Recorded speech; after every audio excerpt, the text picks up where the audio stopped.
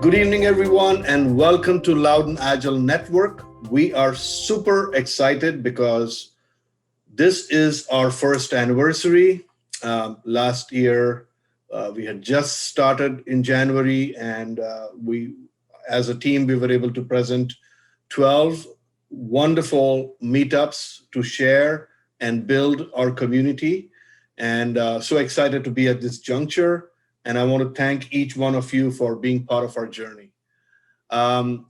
Next month, on February 18th, we are going to be having Tricia Broderick, who would be presenting her topic, Leadership When Good Intentions Backfire.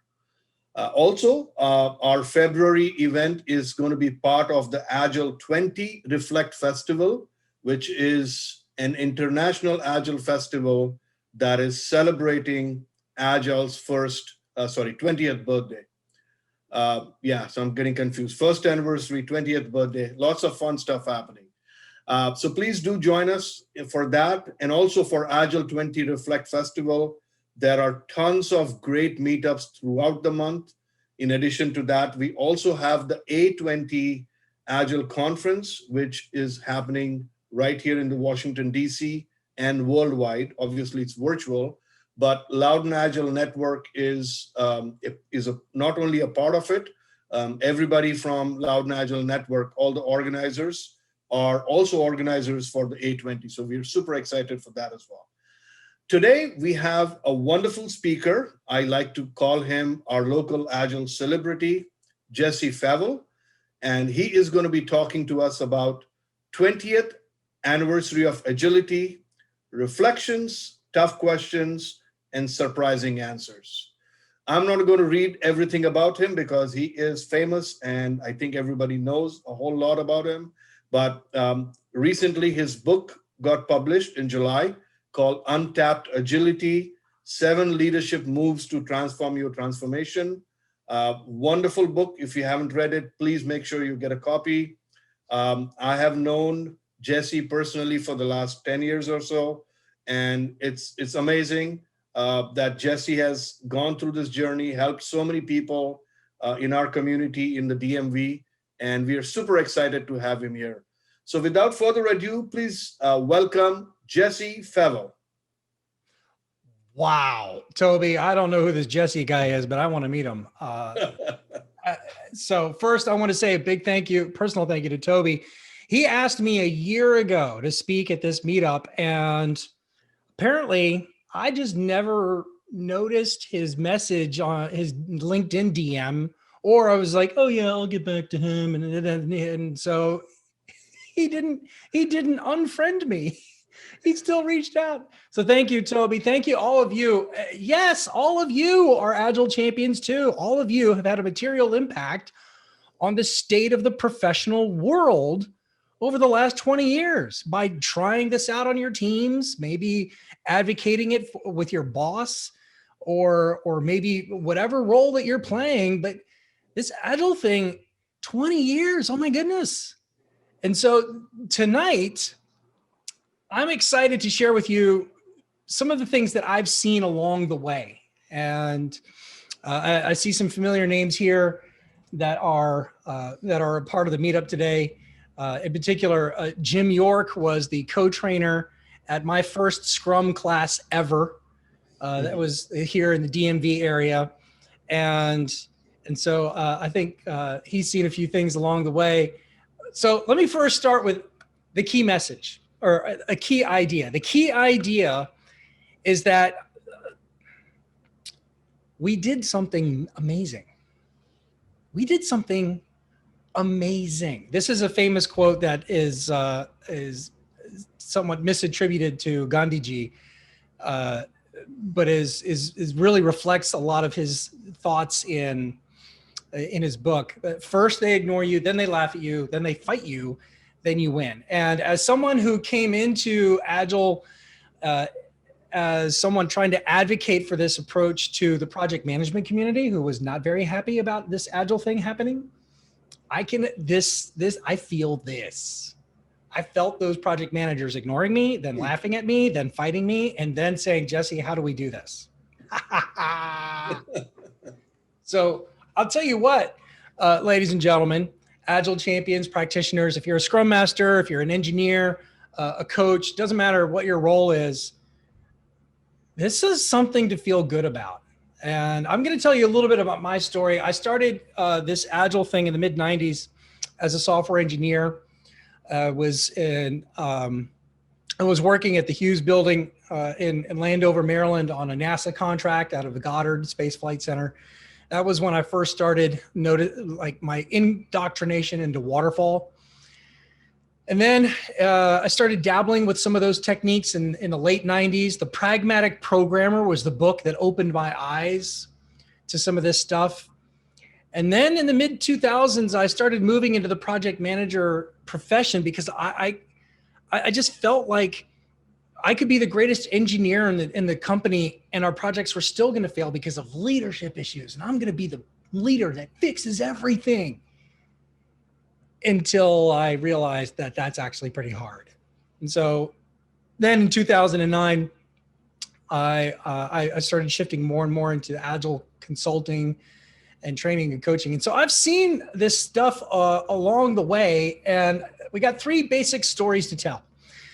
The first story is going to be a blitz a blitz run through of history on the rise of agility. We're going to talk about when did things happen. We're going to look at different streams of evolution. On the other hand, there was a cost. And we're going to look at what did it cost for all of this positive momentum? What were some of the externalities, side effects, and the dark side that along the way? And yet it turns out that there's some things that we can take away from that'll be a little bit inspiring, that it doesn't have to be a negative story, that in order to achieve progress, there's some problematic questions. It's actually really inspiring to see what's coming next, or where we are here in this moment, 20 years later. And I know that we are about to enter into an entire month of reflective meetups and presentations. And Toby mentioned that we're going to do an entire conference reflecting on 20 years. And the Scrum Alliance is also going to be hosting an event that's going to be reflecting on 20 years of agility. So you're going to have an opportunity to see lots and lots of other perspectives. But this is Jesse's perspectives as somebody who's been working here in the DC metro area in those three roles. So let's just kind of get started a little bit about where did we begin? When did things start happening in the rise of agility? Well, here's an interesting graph that Google Trends started tracking data in 2004. And over the last 16 years, we've seen the amount of energy around this Agile conversation, whether it's the blue graph of just the generic word Agile or the red graph of Agile software development.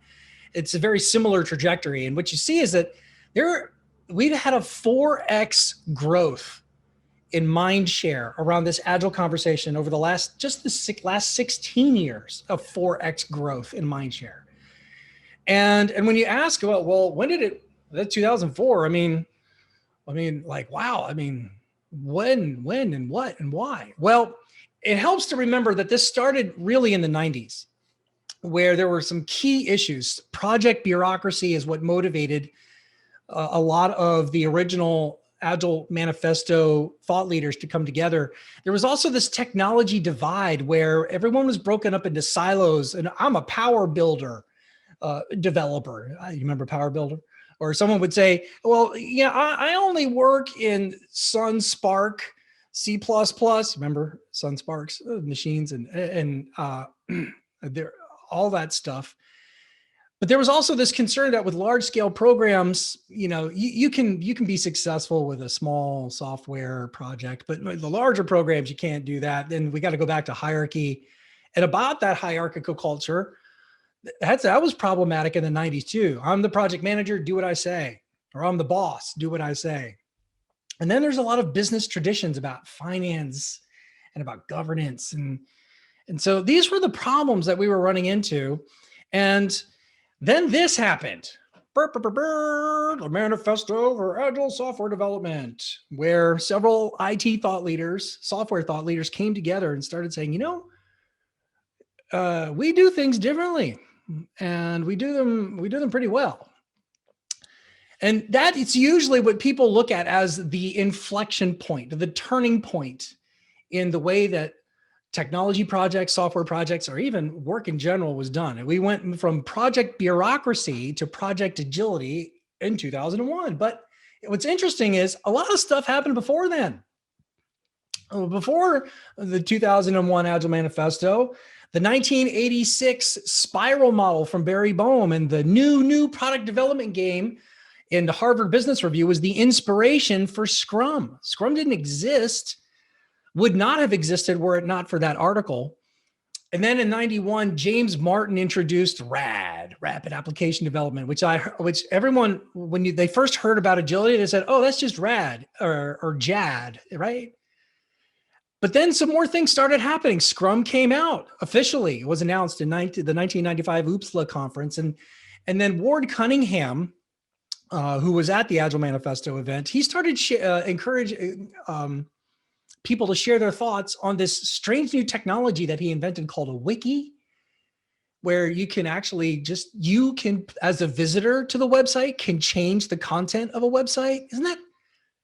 Don't you have to be a web admin? Remember web admins? Don't you have to be a web admin to change the content? I can change the content of a web.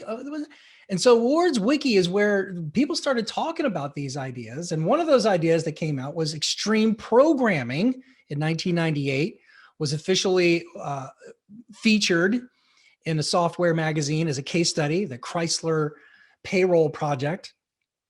And all of that led up to the inflection point. But then more stuff started happening, because right about the same time, this idea of retrospectives started coming in vogue, because Scrum in 2001 didn't have retrospectives necessarily as frequently as it does today.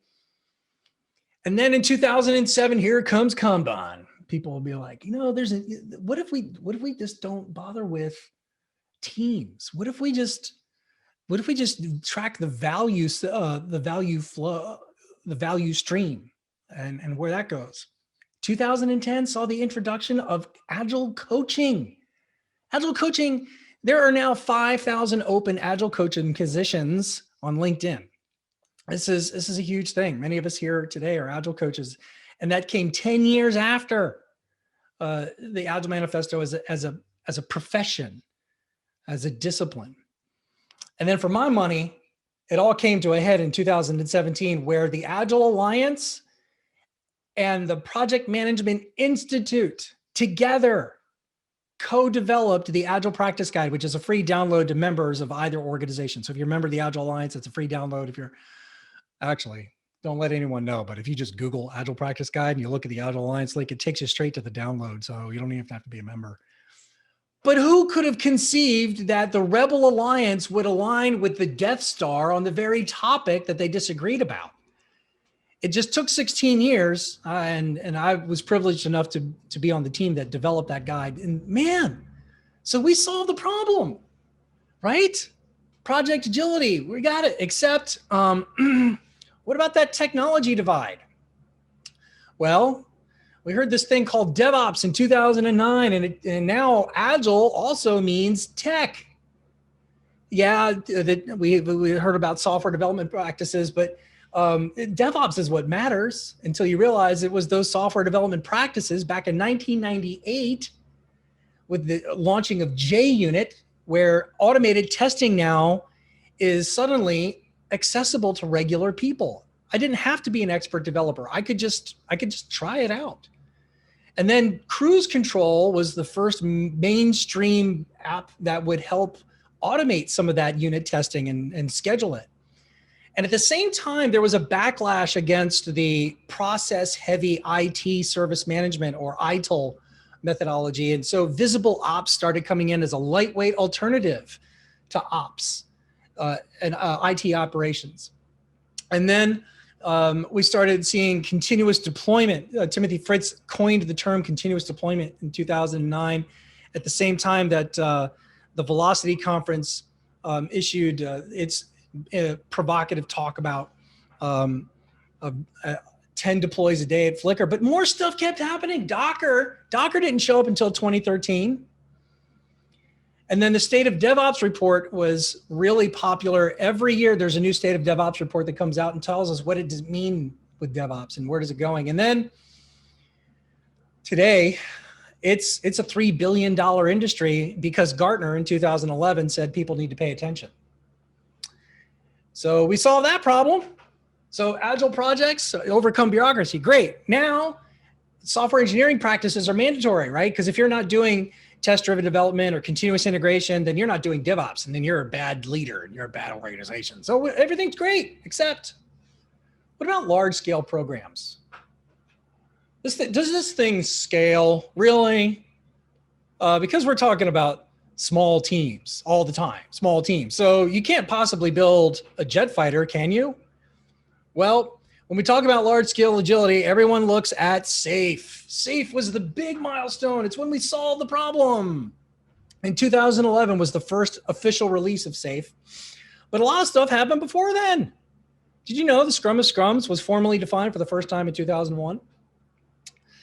And then they started going into practice. At Yahoo was one of the biggest deployments of Scrum and other Agile methods at the time.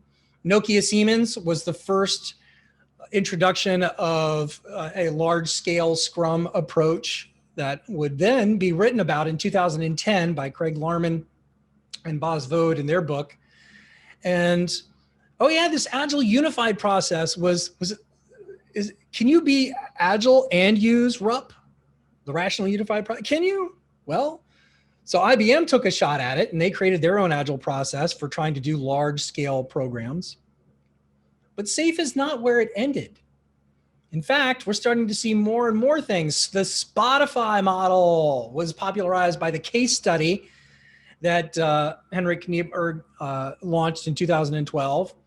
And then, anybody remember healthcare.gov? I remember the Scrum DC user group met in Arlington where we did a retrospective on healthcare.gov. And man, what a disaster. Well, President Obama had his own retrospective and created the digital service where he was going to transform the entire federal government technology platforms. And then in 2018, you know you've made it when you're on the cover of Harvard Business Review. And Agile at Scale, they started talking about 3M and the large scale agility programs they have in place over there. And then in 2019, there's that Death Star again, Project Management Institute, purchasing Disciplined Agile, which was originally the Agile Unified Process. So the Agile Unified Process 14 years later is now an official part of project management. Boom. Mind blown. So we solved that problem, right? We're done. We solved project, bureaucracy, we did technology divide and large scale programs, except, well, what about culture? Doesn't that matter? Well, the big moment that really put organizational culture and organizational consciousness, suddenly now, if you're a leader, you start talking about funny words like consciousness. In 2014, Frederick Laloux put out Reinventing Organizations, where he applied modern philosophical thinking on stage-based development, applied it to the office.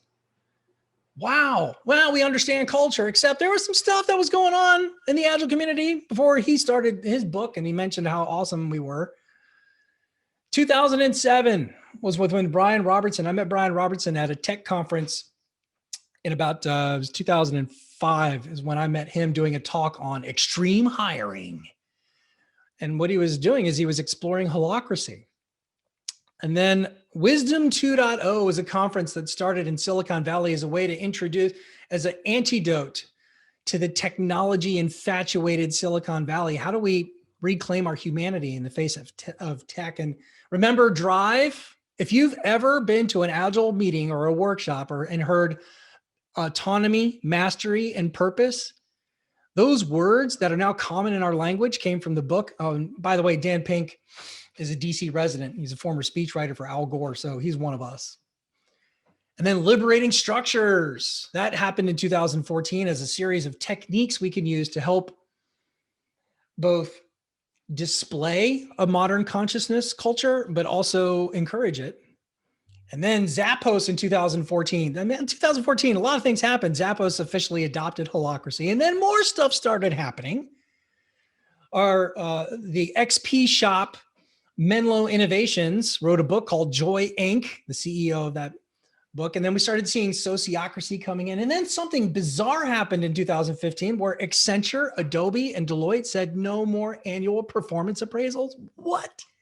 What is this touchy-feely kumbaya nonsense? No performance appraisals? Aetna in 2016, they have a chief mindfulness officer now. What is this? And in 2019, the Scrum Alliance did an experiment for 2 years where they had co-CEO, a CEO that's externally facing, product owner, and a CEO that's internally facing, Scrum Master.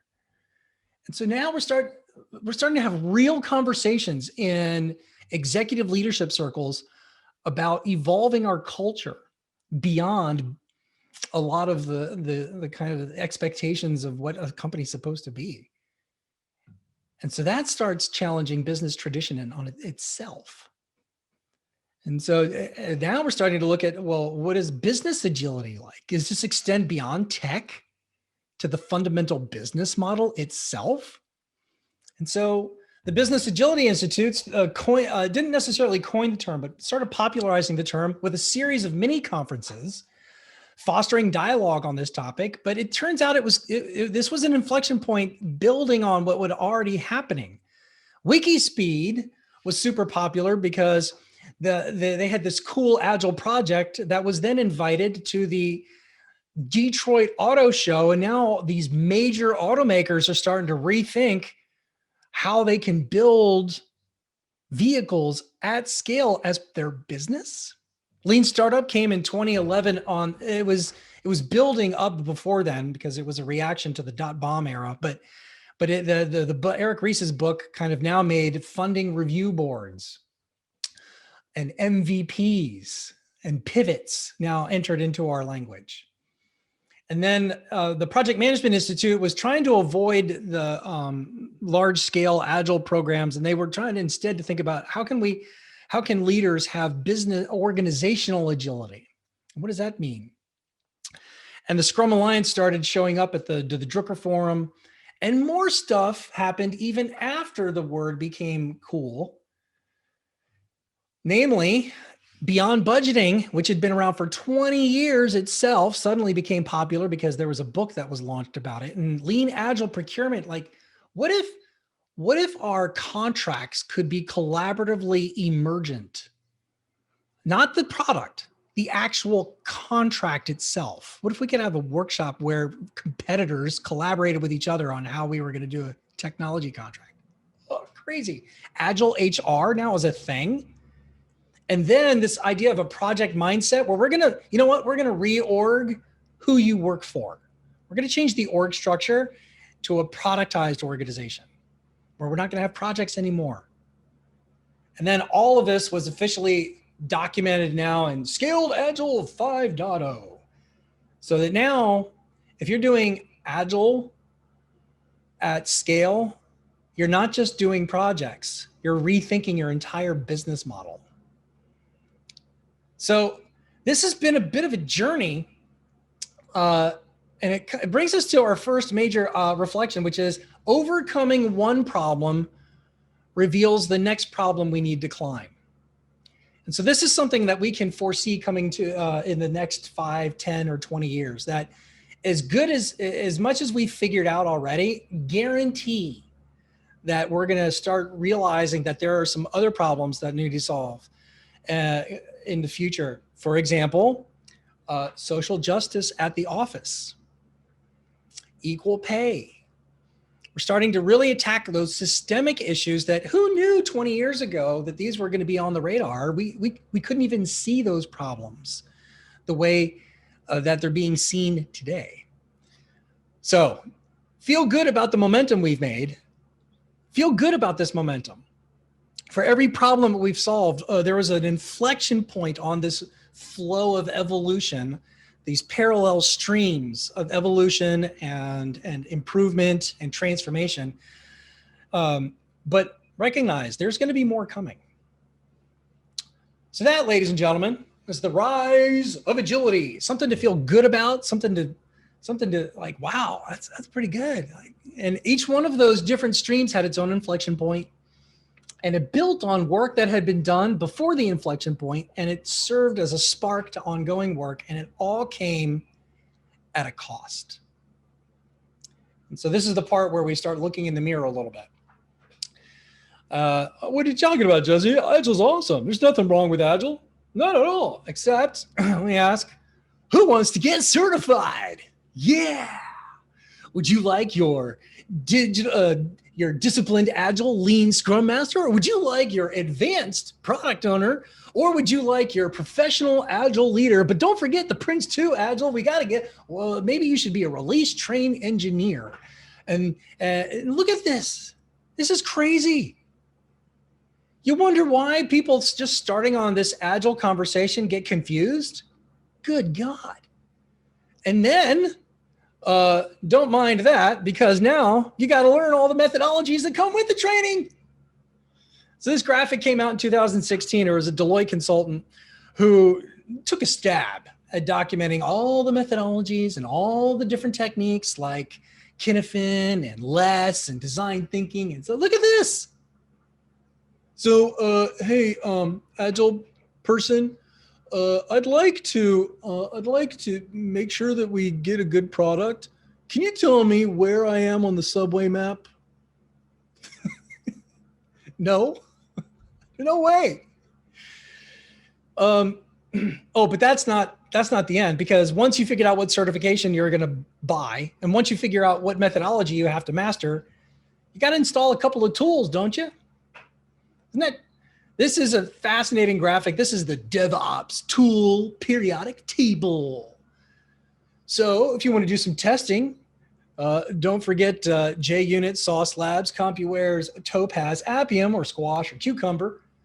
But we haven't even started talking about issue tracking in Jira or BMC's Helix or Trello or ServiceNow. I'm barely able to read all this. So if you're the CTO and you're being told to build a productized organization that exhibits business agility, take a look at your homework assignment. CTO or CIO, ops leader, good night. And so here's the irony. We value individuals and interactions over process and tools, but the only way we make money is on processes and tools. I don't want to say the word hypocrite, but I just said it. And this is the dark side. This is the thing, that in order to see the light, we have to see the darkness. So how do we reconcile that? That we made some real progress, but there's this ick. Well, Martin Fowler, co-creator of the Agile Manifesto, calls it the Agile Industrial Complex. And he coined this term in 2018 at a conference. And it's a really good term to describe that we've industrialized enlightenment. The idea is that we're supposed to evolve and become better ways of working, but we've got this industrialization of it. Well, how do we reconcile that? Well, it's because by having that industrial complex, we've achieved agility at an industrial scale. That's how we did it. And now that we have a critical mass, now we can begin asking the question of how do we awaken to the next level of awareness and understanding so that the Agile industrial complex doesn't play such a dominant role in transformation and evolution and improvement. So yeah, it's a little bit embarrassing. It's a little bit troubling. And it might have been the necessary step to take us where we're going to go. We're going to keep reconciling this dark side, because now that we know that there's the industrial complex, one of the other challenges is that if anybody can do it at industrial scale, well, then there are a ton of people going to do it wrong with fake Agile. Fake Agile. Let's just take that ops team and rename them. You're now the DevOps team. Did we change anything? Nope. You're good. Rubber stamp. You're Agile. Or how about our favorite, water scrum fall or hybrid? Now I got to be careful because I'm a big fan of hybrid as a stepping stone to true agility. It might be all the agility that we can do right now is just sprinting on code.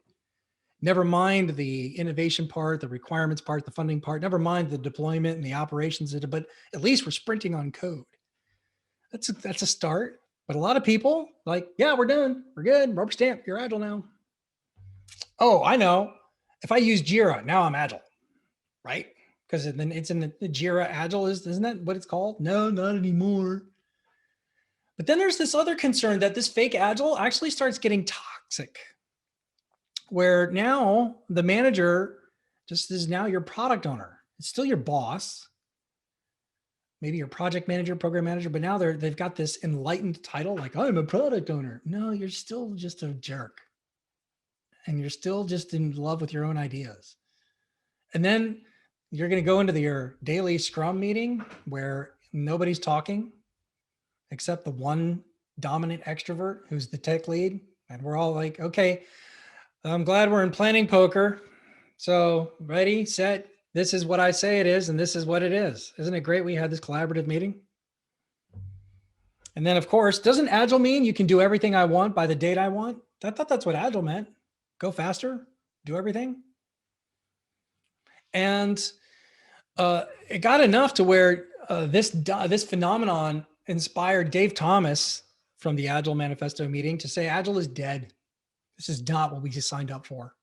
This is not the Agile industrial complex. Is he mentioned the term in his presentation a year later as well. Ron Jeffrey calls it dark Scrum, where the thing that was intended for light is turned into a tool for darkness, where it becomes oppressive and toxic and dangerous. And so Alistair Coburn, what he did is he sensed the same thing, and he said, let's just reframe this whole Agile thing and go back to the heart of Agile.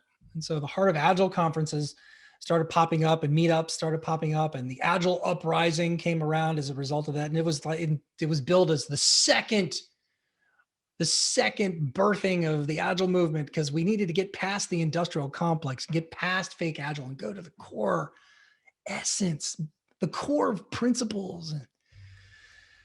So this is tough. Fake Agile is a real thing. How do we reconcile that? Well, the journey is available to anybody, including bureaucracies and toxic cultures and bad leaders and gray industries. And so as a result, we're going to get some faux Agile, some oppressive Agile, because that tends to be the first step in the growth. I can tell you, I've met a lot of people who are today Agile champions who were really toxic when they first started on their journey. And there are a lot of people I've met who didn't really understand what iterative learning and feedback cycles were about until after they screwed it up 2-3 times. I'm talking about somebody Jesse knows, looking in the mirror.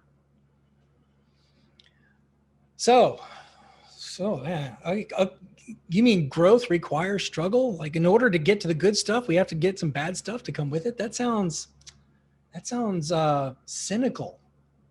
Well, let me give you another one. How about Agile Sectarianism? Scrum is evil. Scrum is oppressive. It's for micromanagers. That's why I only use Kanban. Well, you think Scrum is bad? Don't do SAFe. SAFe is bureaucracy and Agile clothing, Agile in name only. Sure. Well, those Kanban people are so arrogant that they're based, that they're not making us do burn down charts or any of that stuff. They're so arrogant. They're just afraid to change. Obviously, they just want to document the current state and not do anything about it. If they really cared about change, they would have big room planning. And then, how about this? I'm going to call BS on your fake corporate Agile, your hybrid Agile, which is the only possible first step that you're permitted to try. Or or you might be renaming some of your waterfall methods into Agile and name-only methods. But you know what? That's the first step that we can do. And I'm going to call BS on your fake Agile because you're not trying hard enough. Oh, and that Agile vendor over there, let me just tell you what, they stole everything they have. They stole all of my intellectual property, even though this all started with an open sharing of ideas. It's my intellectual property. That cool slide that everybody copies into their PowerPoint. Oh, and then let's get the lawyers involved. Let's issue a cease and desist on your Agile certification. Isn't it great that we've evolved to a higher level of consciousness as a community? Agile Sectarianism, it's a thing.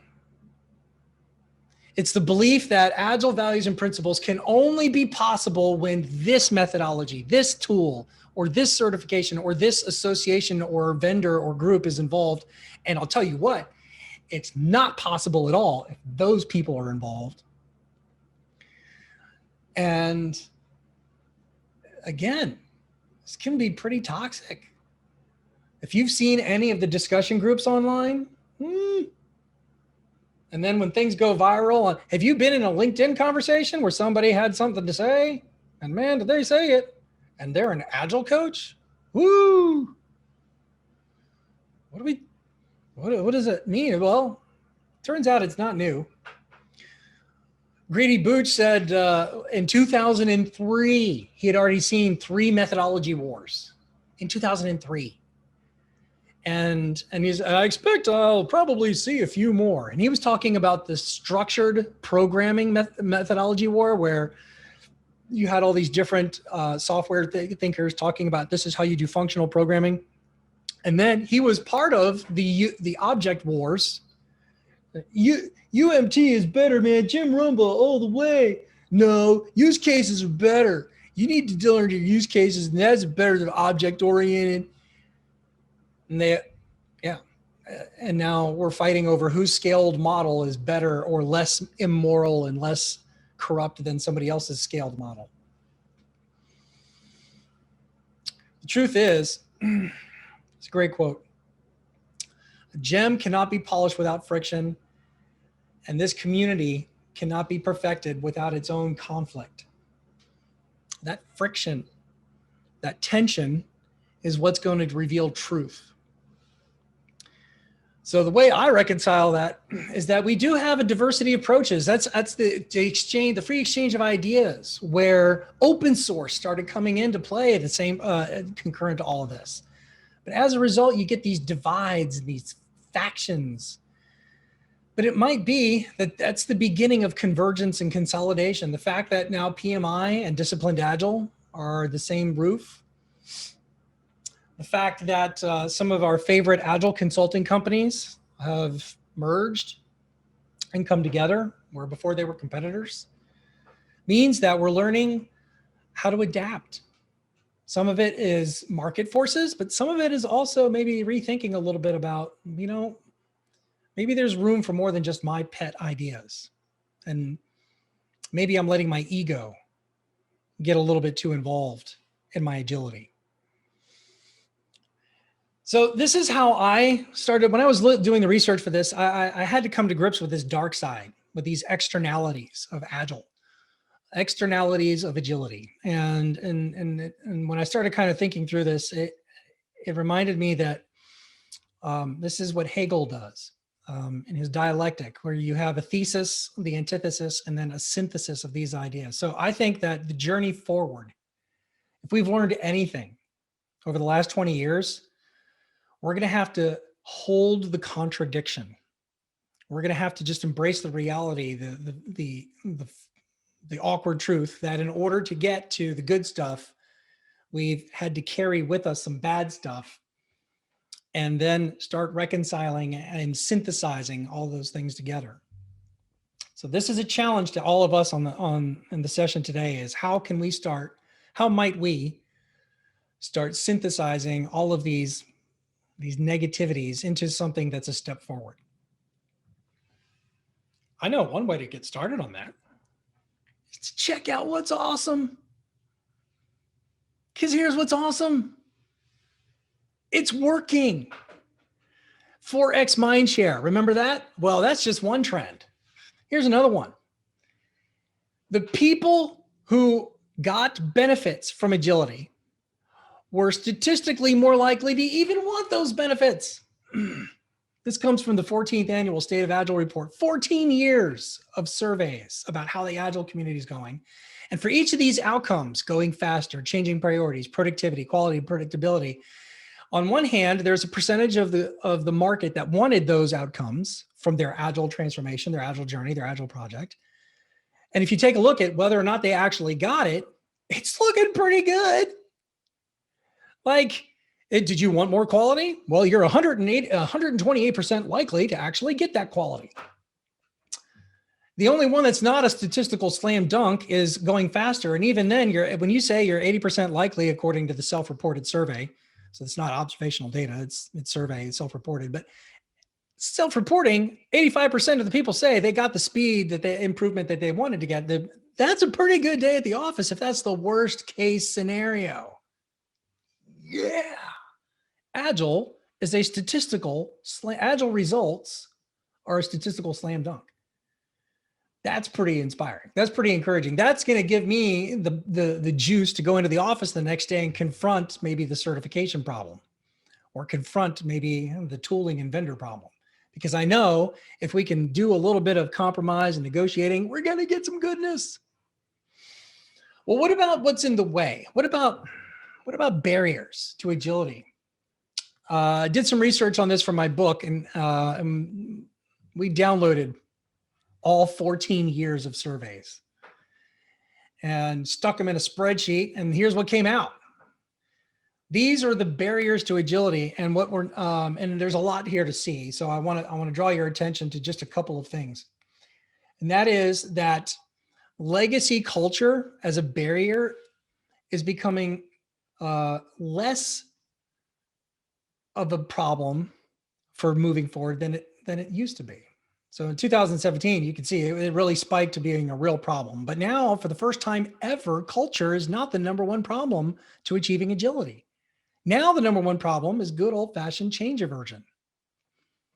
Also, legacy processes used to be a problem in 2016, and then over the last 5 years, we're starting to see that's less of a problem. The legacy process is holding back agility.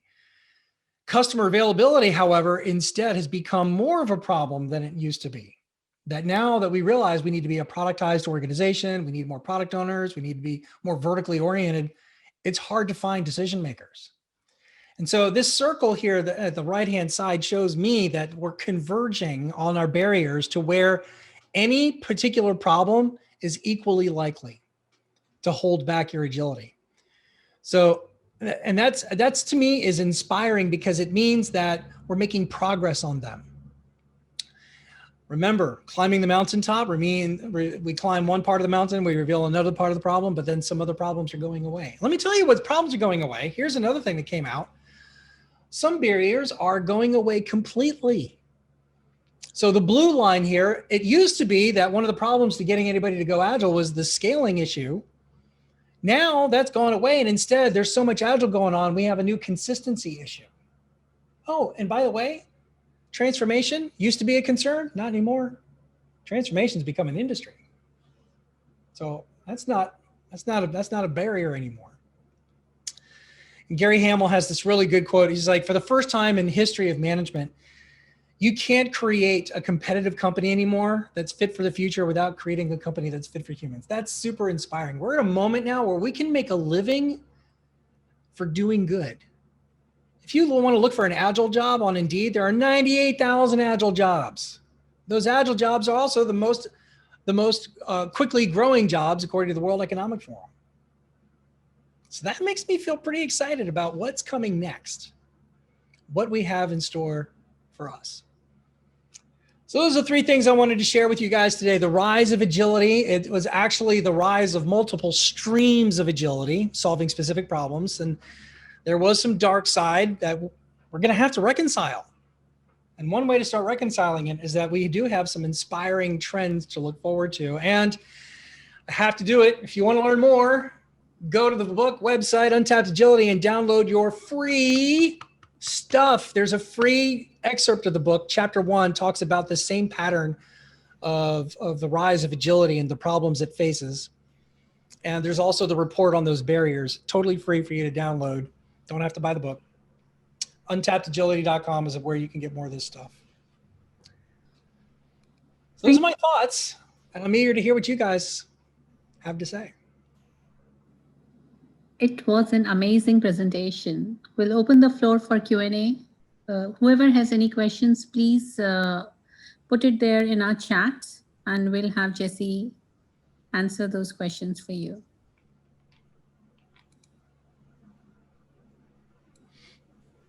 We are happy to make you a panelist temporarily if you want to speak.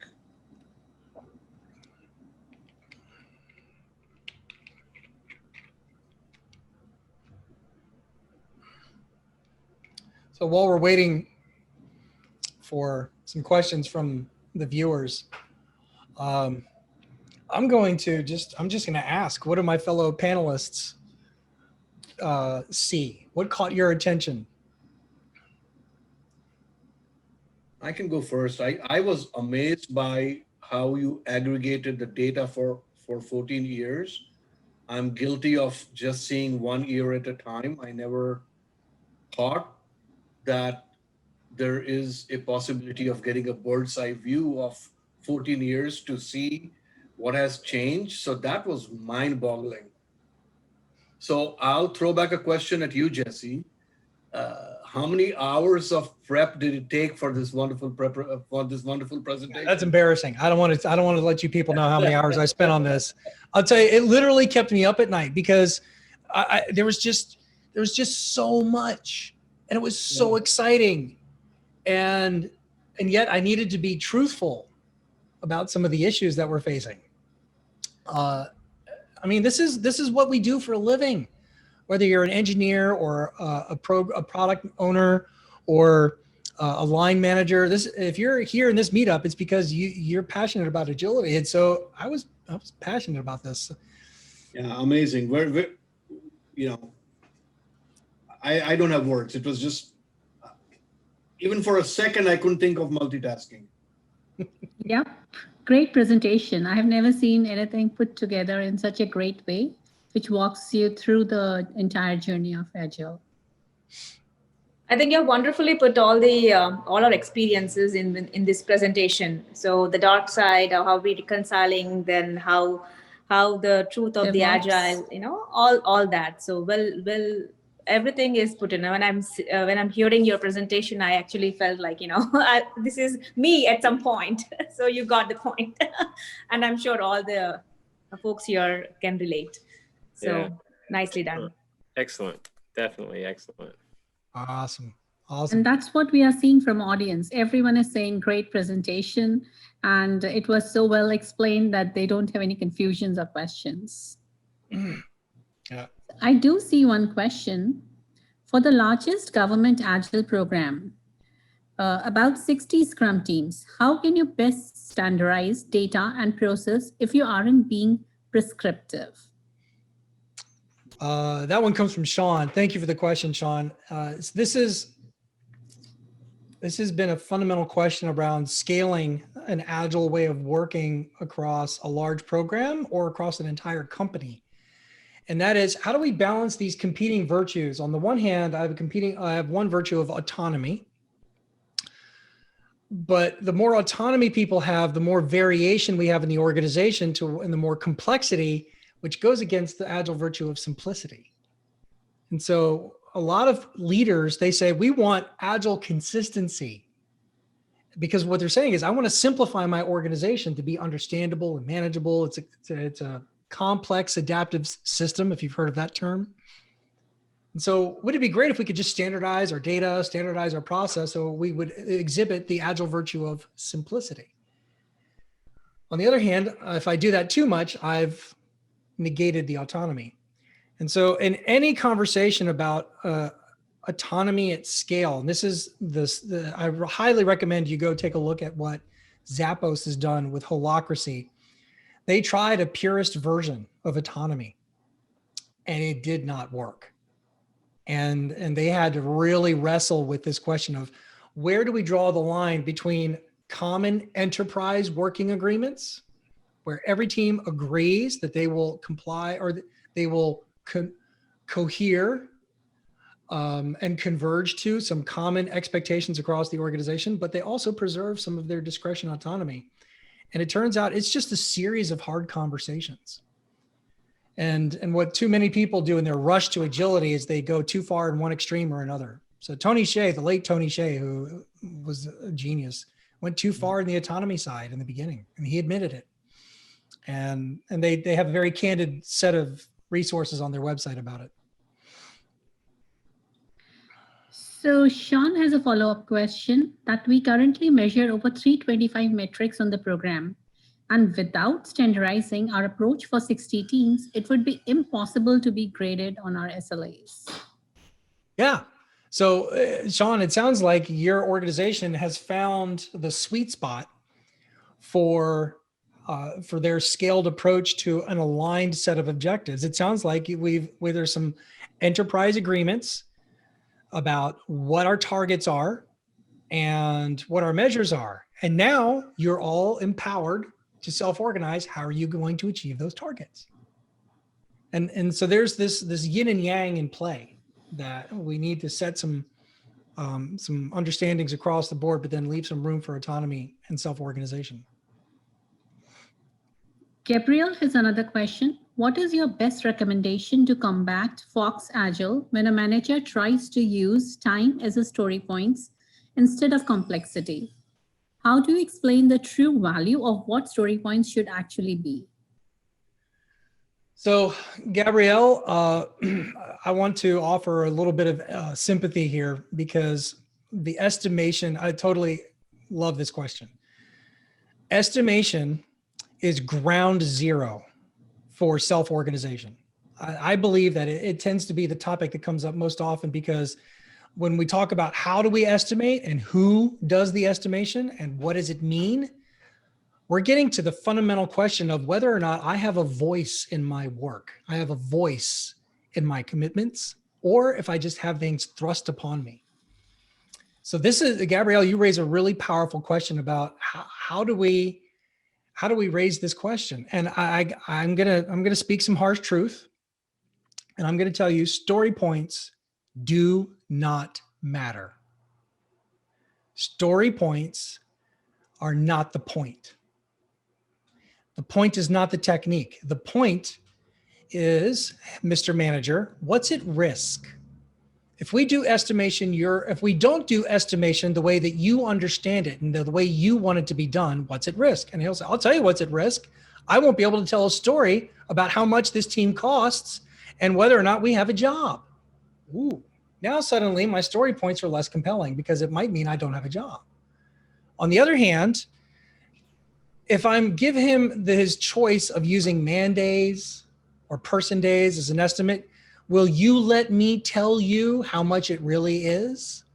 Or are you just wanting to understand this so you can overrule my opinion? And now we're having a crucial conversation. We're having a crucial conversation about expectations, about what's appropriate and reasonable commitment. And I can make an appropriate and reasonable commitment if I assess and I size my work using cosmic function points. Remember those? Those came about before story points existed. Or if I wanted to use total slot count, I know that's a controversial metric. But if at the end of the day, the issue is about who has a voice, it might get a little bit far if you let go of the story points as the battle to be won and instead focus on the battle of self-determination. And the reason we invented story points was to help sidestep some of those conversations and get to a little bit more empowerment and self-determination. But story points is not the battle I would fight. I would instead fight the bigger battle of whether or not we are trusted and believed in the work that we assess. Good question, Gabrielle. We still have 3 more questions, but we are running short on time. Well, what we can do is we can just keep the conversation going, and those who are able can stick around for a little bit longer, I'm willing to hang out. So is it okay if I do my vote of thanks and I have a quick team activity for everybody, and then anybody who wants to hang out, we can party afterwards. Is that okay? All right. So, well, thank you everyone for joining us for our first anniversary. We are super excited. And Jesse, that was a fantastic presentation. So thank you so much for you coming and commemorating our first anniversary, and also kind of kicking off, a series of conversations we're going to have throughout February. Again, a reminder for those of you who joined later, our February event is going to be on 18th. It is going to be presented by Tricia Broderick, and the topic is leadership when good intentions backfire. We are also part of the Agile 20 Reflect Festival, which is worldwide. Throughout the month of February, there are tons of events and meetups happening across the globe celebrating 20-year anniversary of the Agile Manifesto. In addition to that, there is also an A20 conference, which is happening. It is being hosted from DC, but obviously it's a virtual global festival. And that is, that's going to happen 11th to 13th of February, actually on the days when the Agile Manifesto was actually written. And we are happy to have Alistair Coburn, Lisa, we also have Linda and Lizzie, four amazing keynote speakers. So that's going to be happening 11th to 13th of February by A20 conference, which LAN is a part of. Now, just for closing, if you would please take a couple of minutes to just put 2 or 3 words to say anything that you want about our first anniversary, LAN's first anniversary on the chat window. We would definitely want to hear from you. And Alberto, yes, we will definitely add a link to those events so that you can attend those. Once again, thank you, everybody. So 2 or 3 words to talk about LAN and our first anniversary and how you felt about Jesse's presentation today. Thank you. Now back to questions. Rapid fire, Jesse. All right, let's do it. Let's talk a little bit more. What's next? Sure. So how can we balance all moving parts of Agile transformation and DevSecOps implementation? Is it a culture thing or a technical implementation? Well, so you remember the big subway map that was overwhelming? Yeah. Don't do it all. Please. The best way to manage all of it is don't do it all. You pick out one area of consideration. My favorite way to start an Agile conversation is, what is the top 2 or 3 outcomes that we want to achieve with agility? Because agility is not the goal. Agility is a means to an end in order to achieve better managing changing priorities, better quality, better team morale, better retention of employees, faster delivery of value to marketplace, more alignment with our customers instead of always being yelled at our customers. Those are the outcomes, the problems that we're trying to solve by using Agile methods and Agile approaches and Agile structures. So don't do it all. Find a way to limit the scope of your transformation to achieve a certain set of outcomes, and that will earn you the right to then begin working on the next round of improvements and changes. So what I'm saying is, Sasan, be agile with your Agile. Prioritize the backlog, deliver value, and then earn the right to continue going. Thank you, Jesse. The next question is, curious, if you saw the new Scrum Guide address some of the dark areas mentioned today. So one thing that's interesting is indeed, thank you, Samer, the Scrum Guide was updated in 2020. And it was a pretty significant update relative to the last time, which merely changed a few, which added in the core values, which we had already known about. I found the changes to be helpful. but not necessarily transformational. So for example, one of the key changes is that there's no longer a distinction between the Scrum team and the development team inside the Scrum team. We are now removing those silos because it was a bit of a silo. And now we're saying that the Scrum team is the true unit of collaboration. And so that was helpful because there was a divide a lot of times between the product owner and the developers, because you're not on the development team. You're not permitted to come to the daily stand-up. You're not permitted in the retrospective. You're a product owner. You're not on the development team. So I thought that change was helpful, but it's not necessarily transformational in solving the deeper issue of an autocratic product owner who wants to control everything on the team. So I think some of the changes were well done and move forward in a positive direction. I also like the framing of 3 artifacts, each with its own commitment. I thought that was interesting, but not a transformational change. Samir, if you were to ask me, it's a good question because it was a raging debate inside a lot of experts some were horrified that there would be a change. I found it to be reasonable, appropriate, and helpful, but there's still a lot of work we need to do. Another question from Alberto. How do you manage senior leadership that have heard the beauty of agility, and when they want to implement, they are still heavily process-driven and not flexible for agility? And one is mindful of the power distance, especially in the part of the world. Yeah, especially in this town. Yeah. Because let's be honest, the color of your badge determines the amount of influence you have. This was Alberto. Thank you for the question. I love the question because this is a common struggle. All of us who believe in agility and know what it should look like, we have the unfortunate task of having to coach and mentor people who are just not good at it. And so I think the key word here is empathy. So be grateful that your senior leadership is finally interested, but then have empathy that they're just starting your journey and you're 10 years in.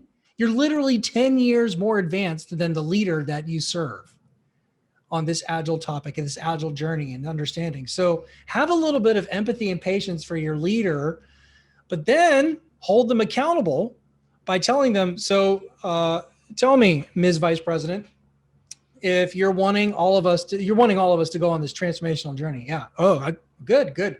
I agree. Probably going to require people to change the way they do their jobs. Probably going to require some of new skills for them to learn. Yep, I totally agree. But that means you have to go on the journey yourself as well. Because if you're not changing, you're probably the most important part of this organization. And if you're not changing, it's not going to stick. Would you like help on understanding what the impact is going to be on your skill set, on your leadership competencies and capabilities and capacities? We can talk about that because I'm here to help you on that journey. I'm here to make that journey faster and less painful. Because we need you to be the role model for what that personal transformation looks like. Because if you don't show us how it's done, they're just not going to buy in. They're not going to do it. So have some empathy for the fact that they're way early in the journey and you're 10 times more advanced. It can be annoying and frustrating that they don't understand this technique and that they're not exhibiting the right behavior. Oh, sure. Have a little empathy, a little patience, but then hold them accountable that they have to be the role model for the personal transformation. Thank you, Jesse. This brings us to the end of all the questions being posted on the chat window. Hey, Jesse, this is going to make your day. Somebody just texted me who's in the audience and said, this was like a TED Talk. Well, that's what an anniversary commemoration is supposed to be. It's supposed to be, like reconciling and making sense of the bleh in order to like appreciate the yeah. You were just 1 year late, but you did us good, Jesse. Thank you so much. And That is a Yeah. joke. Right? And someone has posted best hour I have spent on Agile in 2021. So great job. Let's do that. Well, looking forward to seeing the video link and all the other opportunities. Looking forward to seeing everybody here in the next set of sessions and events. Thank you, everybody, and have a wonderful weekend coming up. And we'll see you at the Agile 20 Global Festival as well as at A20. Thank you, everybody.